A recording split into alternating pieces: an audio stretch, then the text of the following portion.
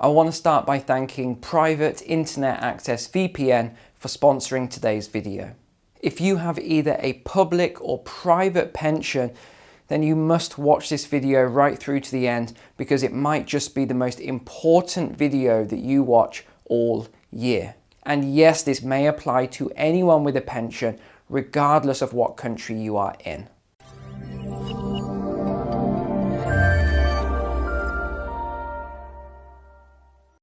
So let me start by asking you a question here. Would you ever give your life savings, or let's say your home for that matter, to someone for safekeeping that you knew had a gambling addiction? No? Well, what if they were wearing a $1,000 suit and they drove a Bentley? Would that make any difference to you? Of course, because that makes them more trustworthy, doesn't it? Well, the answer to that is no, and here's why. But before we even get into all the nitty-gritty here, let me first take you back and explain the history of pensions, where they started and where they've got to right now. Many economists incorrectly state that pension plans first emerged in Europe in the 19th century. But actually, pension plans go back to the 1300s in England and even back to 300 BC in Greece for military service. We also know from historical records what happens when pensions go bad. And like any triangular shaped scheme, shall we say, it's not pretty for those that get in towards the bottom.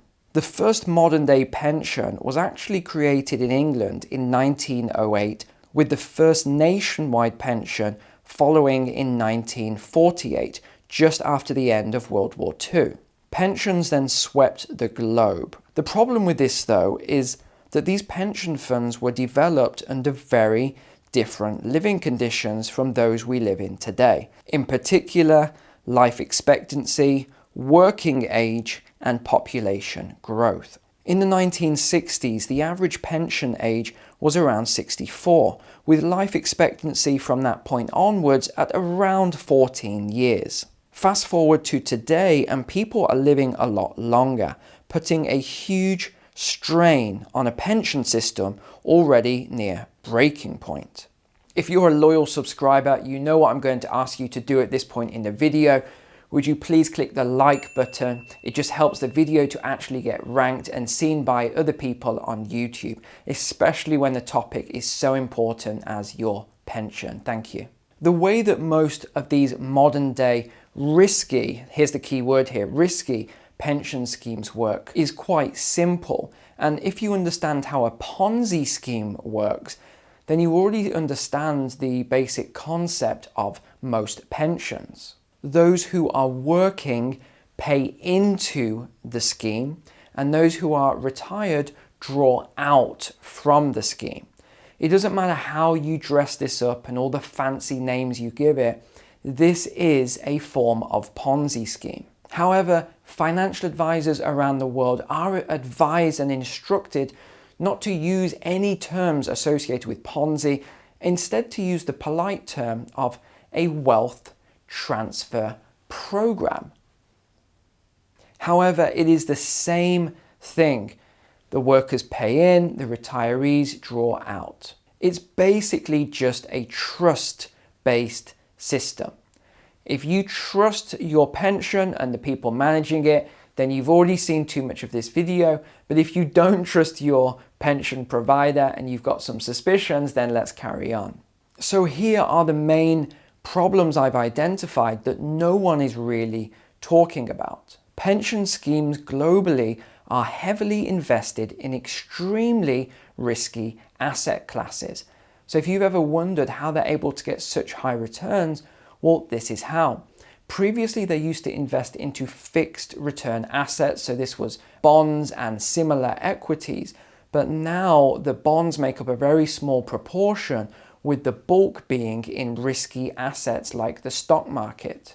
In short, over the years, the safe play has reduced dramatically and the speculative play has increased exponentially. This, my friends, has created a ticking time bomb in the pension sector. But Neil, why are they taking such huge risks with my money, you may ask? Well, it's quite simple.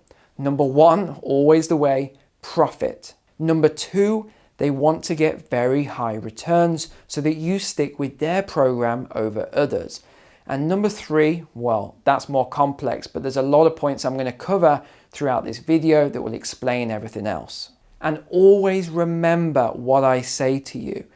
Financial advisors, pension programs, brokers, etc.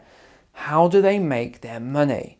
They make their money by selling you products and services. This is why I say that no one in the financial sector is ever completely unbiased. I want to introduce you now to my long-time channel sponsor here, Private Internet Access VPN, which is a secure VPN service that I use and my community uses to keep us safe online. And remember that I only ever recommend products and services to you that I personally use myself and that I believe will bring you great benefit. So when it comes to your online security and privacy as well, there's one quick and very easy low-cost step that you can take, and that is to use a private internet access VPN. A VPN not only hides your IP address from hackers, but it also encrypts your internet traffic. So for example, if you're logging into your online banking or some sort of platform where you're putting in your login details and passwords, well, this is encrypted so that hackers can't actually see that. I also like this VPN because it's known as a no-logs VPN. This means that unlike other VPNs, they don't actually save your keystrokes or what you type in and what you're looking at online. It really is super easy to use. In my opinion, out of the different VPNs that I've used, this is the easiest one for me because it is just one click to turn it on, one click to turn it off. So if you're looking at anything online you don't want other people to see, such as online banking, maybe you're looking at your pension, your Roth IRA, your 401k, etc. Whatever it is, if it's financial, this helps to protect and encrypt your internet traffic. Here's just a few more benefits of the service then. They have more than 30 million downloads globally, so 30 million people cannot be wrong. They have thousands of VPN servers in countries all around the world. So if you want to connect to a different country's server in order to bypass some geo content for etc., because some websites will block you or block you in your country from seeing certain country websites, this helps to get around that as well. It works on various computers and operating systems from Windows right through to Mac. They have 24-hour customer service, so if you need to contact them for anything, you have that available to you. And if you're not completely satisfied with the service once you take it out, they even give you a 30-day money-back guarantee. So I've actually teamed up with Private Internet Access again today to get you an amazing offer on this service. It's really simple to get started. Just head over to privateinternetaccess.com/Neil. I'm going to put this link in the description and also as a pinned comment below, just to make it easier for you to find. You're going to land on the homepage here and you're going to get a special offer today of 3 years for just $79 instead of $478 or whatever the equivalent is in your currency, a saving of 83%. You'll also get an extra 4 months free when you check out. So make sure to grab this amazing deal today then, and with that said, let's get back to the pension crisis. Much of the baby boomer generation still have mortgages, loans and debt payments well into their retirement. They are actually the first generation in history to actually continue living as they were before retirement. Previous generations would start to reduce their outgoings by as much as 75% once they hit retirement age, but this just hasn't happened with the baby boomers. Boomers also own the majority of the wealth and assets. This is a sleeping giant problem because here's the question: who are they going to sell their assets to?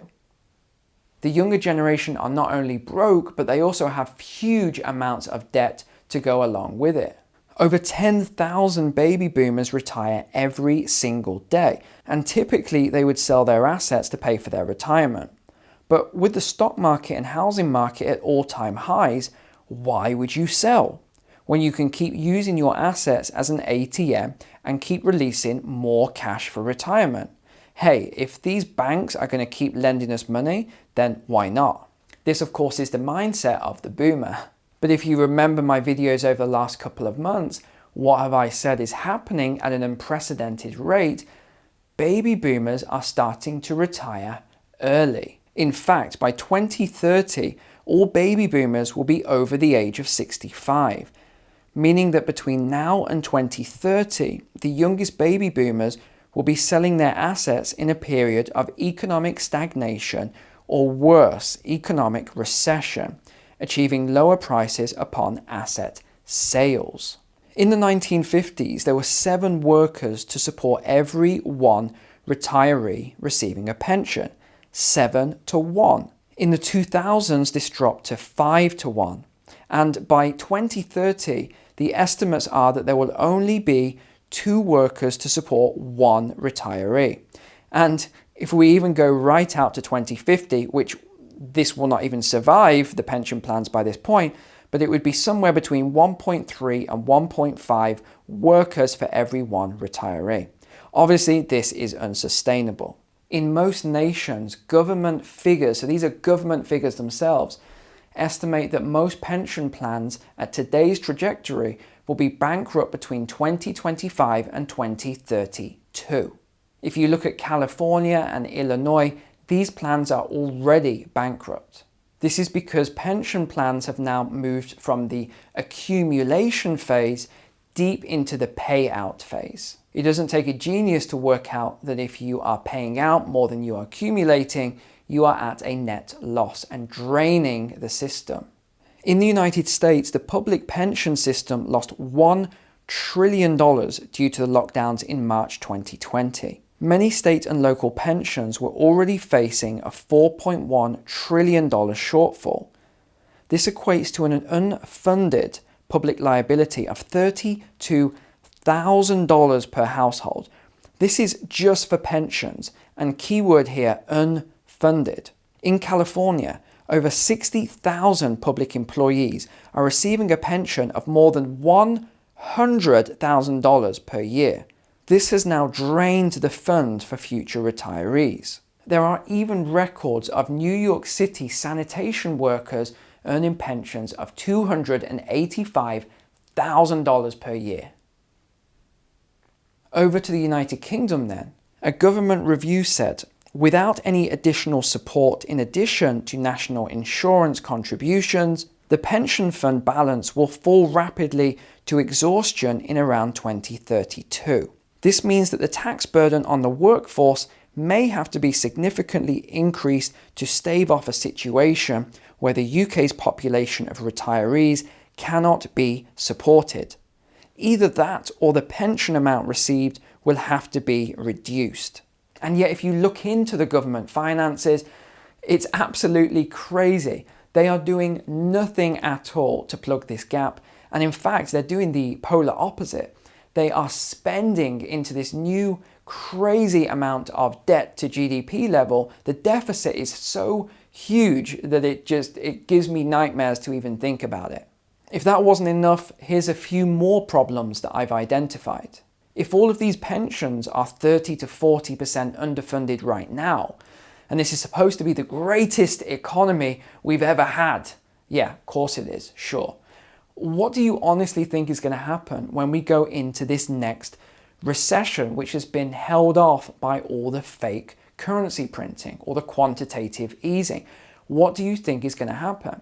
My personal opinion, these funds won't be 30 to 40% underfunded. They will be 60 to 70% underfunded. This is, again, a ticking time bomb. And let's bring this back to the retirees or the boomer generation then. If you owned a lot of assets, so let's put yourself in this position right now, and I will as well. If we owned a lot of these assets and we went into a recession just at the time that everyone's retiring, what would I do? What would you do with those assets that were falling in value? I know what I would do. I would sell those assets, because if we go into a deep recession, well, those assets could be down like that for 10 to 15 years. We simply don't have that luxury of time. If you're, say, 65, 70 years old, you may not want to wait until you're maybe 75, 80 years old to actually have those assets come back up so that you could use them again. So this would basically have a huge generation of people with all the assets and all the wealth selling their assets at exactly the wrong time. And if you haven't watched my Great Depression Diary series, please definitely watch that. It's probably the most important series you can watch on my entire channel, because I've been tracking all of the patterns from then to now, and I think you will be absolutely amazed at the similarities we're going through. And now if we look at equities, the equities market over the last 2 years, what has been happening? They've been exploding up in value. In fact, we are at an all-time high in almost every market. This unfortunately has given asset managers and brokers and hedge funds an overinflated ego and confidence because they think they have performed exceptionally well because of their skill set, when actually almost everything has gone up in the last 18 months to 2 years. And when it comes to these fund managers, they are charging excessive fees, and the government and the government employees, civil servants, are paying it. Why? Because it's not their money. It's the same if you look at anything. When it's not their money, they have no worries at all in spending it and appointing representatives to take care of the projects. This is the same with a lot of public service pensions as well. For example, the police force and firefighters and teachers union, etc. The people on the boards are well-meaning people. Please don't get me wrong. They're good people, well-meaning people. But what they are doing is they are listening to these Wall Street executives who are just bamboozling them with figures and numbers and how we're so great and we'll get you these great returns. And look, I can understand it. If I were in that position, I'm a teacher, I'm a firefighter, retired. I don't know anything about the stock market. If this person is telling me that they're the best and they're honorable and they're going to do this for me, what reason would I have not to believe them? Of course, this is the difficulty now that we have. We also have a huge problem right now with generational waves, as can be seen by this chart. We simply have too many pensioners and not enough workers. Added to this, the boomers are actually competing with younger people for jobs. Why? Because some of the boomers haven't done well with their retirements and haven't saved, so now they are going back into the labor force in order to maintain their lifestyle. And of course, I'm generalizing there. A lot of boomers just, bored in their old age, they want something to do, and they enjoy working. I'm just saying it doesn't take away from the fact that those jobs that boomers are doing, younger people would be doing them and paying into the pension programs. Of the 2 billion people alive on the planet right now over 60 years of age, the majority, according to statistics, do not have savings put aside for retirement. I personally believe a lot of this is down to media bombardment of consumerism and telling you how you don't need to save for retirement, live in the moment and don't worry about retirement. And of course, now it has created somewhat of a problem. Our life expectancy has also increased by around 6.5 years, or by almost 50%, while the average retirement age has only increased by 1 year, yet with less workers to pay into the funds. Do you see the mathematical challenge here? Fertility rates in women has been falling off a cliff, sperm count in men has been declining at a rapid rate, and of course this is all contributing to now a lower birth rate. What does that mean? Less workers. And I've got to tell you this, I know you always love a little bit of humor in these videos. In a recent survey of 16 to 25-year-olds in the USA, United States, many young people stated that they don't want to get a normal job in the future. You've got to listen to this, what they consider a normal job. They see it as an old-fashioned system for their parents. Popular job titles topping the list of their future careers include, are you ready? Please sit down. Don't have a drink in your mouth. You may spit this out. Gamer, number 1. Cryptocurrency trader. Social media influencer. Entertainer. Sports star. Celebrity. And travel vlogger. One of my favorites. Oh boy, oh boy. Okay, bottom of the list then. Are you ready? These are the job titles that these young people just don't want. These are, not appealing to them at all. Number 1, journalist. Yeah, I can sort of relate there. I can understand that. Chef, engineer, construction worker, mechanic, truck driver, farmer, police officer, firefighter, military personnel, nurse or a carer, or any medical staff as a whole. Guys, God help us. That's all I'm going to say here. All of these jobs on the not wanted list are some of the most honorable jobs and fulfilling jobs that you could ever do in life. Trust me, being a social media influencer isn't all it's cracked up to be. Anyway, so what are some of the solutions then to this big problem? Well, the obvious mathematical solution to this is also unthinkable, and that would merely be to reduce the amount of older people on the planet, which is a complete non-starter. So with that out the way, let's look at 3 possible solutions here that could help to reduce it. Number 1, allow a mass influx of young working age people from poorer nations who would be willing to do the hard jobs, thereby paying into the pension programs. I certainly don't think this is a good idea by any stretch, but it could explain why so many Western governments are just allowing a mass influx of migration at the moment. Number 2 then is to increase the state age pension. However, in my opinion, this is discriminatory against the poorer people in society, because we know for a fact that poorer people will live as much as 10 years shorter than richer people. So again, I think this is a non-starter. So this brings us on to 3 then, and really point number 3 is the only viable option. Stop allowing lobbyists to negotiate final salary pensions, such as what happens in California and New York, because this drains the funds for future generations, and it's already been proven that it doesn't work. It's great for those people, and if you're one of them that's retired and you're getting this, honestly, you have won the game. Congratulations. I take nothing away from you, but for the people that are paying in right now, especially getting in at the bottom, this is just going to be a nightmare for them once these funds actually drain and run out of resources. So to conclude then, I've spent a lot of time looking into this topic, as you can guess. I've gone over lots of different problems and solutions, and in all honesty, I cannot see a solution to this problem right now. And it's not very often you hear me say that, but I cannot see a solution. I think all of these pension programs are a ticking time bomb, and I certainly wouldn't be holding a pension come the end of these sort of, these timelines we've talked about here, 2025 to 2032, when the governments of different nations are saying, not me saying, but the governments are saying this is when the pension funds are going to run out of money. Now, I assume they will just do what they've always done and just create more currency out of thin air in order to plug the gap.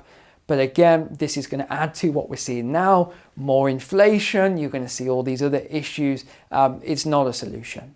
Overall, the biggest issue is there simply aren't enough workers, and we're seeing this getting even worse at the moment with the shortfall of workers, the shortfall of people that just don't want to work, a lot of younger people not wanting to go into these jobs that have always been there. And of course, the media doesn't help with demonizing police force and even firefighters and medical staff and things like that. They're creating a huge problem. But I think the biggest risk here to all of you is that when these markets come down and when we go into this next recession, I think it's probably going to be a global recession. I don't think anyone is going to be immune from it. Any markets are going to be immune from it.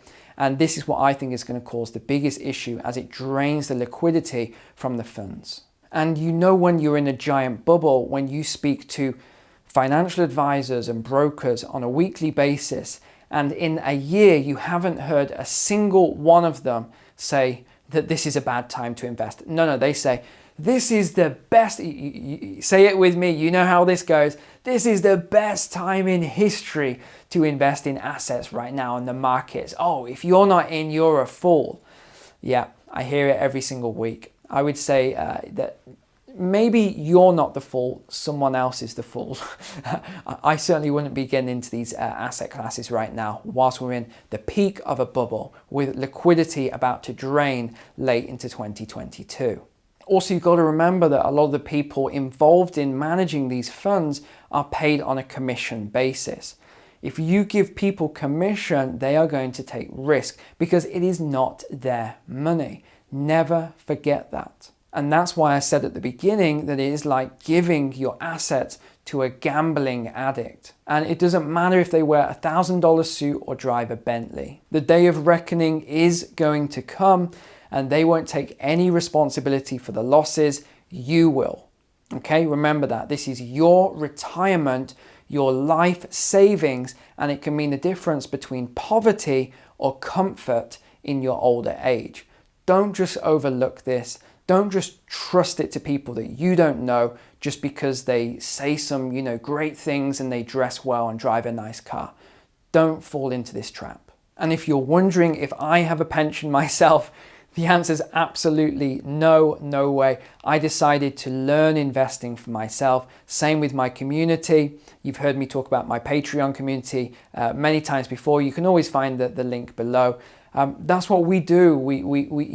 I teach them to invest and how to learn this so that they invest for themselves. This, I think, is the best way. If you just apply 6 months a year part-time to learning investing, I think you'll do a much better job than any of these pension programs ever will, because they don't know you, they don't know your lifestyle, your risk appetite. It just doesn't work. It's cookie cutter, and you are an individual, you are a person, and only you know what's best for your life. Thank you so much for watching my video today, and remember to get your private internet access VPN on that special offer. Just go below, you'll see it in the description, the link, or as the pinned comment, you'll see my name. Make sure it's got a tick next to my name. Don't fall for any of the scammers here. And apart from that, take care, God bless, and I'll see you next time. Thank you.